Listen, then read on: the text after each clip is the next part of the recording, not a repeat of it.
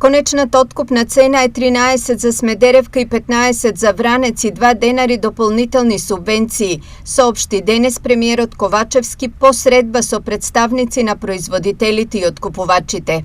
Прво годинава постигнат е договор за историско најголемо зголемување на откупната цена на грозјето од 30%. Смедеревката ќе се откупува по просечна цена од 13 денари за килограм, а Вранецот по просечна цена од 15 денари за килограм, што е за 3 денари повеќе споредено со ланските откупни цени.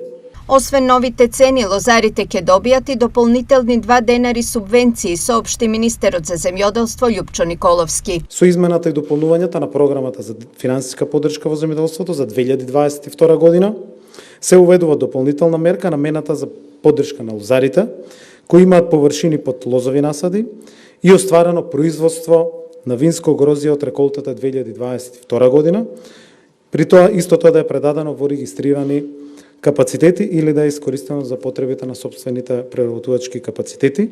Дополнителната мерка ќе изнесува 2 денари по килограм. Иако цените и овој пат се утврдени секоја откупна година, има големи реакции дека некои винари не се придржуваат на договореното и често манипулираат со шеќерните единици. Заради тоа што ние не може да диктираме цена, ние не може да кажеме која ќе биде цената. Ние ги имаме сите информации и сакаме да помогнеме во секој еден случај да има партнерски договор. Заради тоа што и на лозарите им се потребни винариите, и на винариите им се потребни лозарите. Едни без други не можат, а државата гледаме дека тука има голем потенцијал.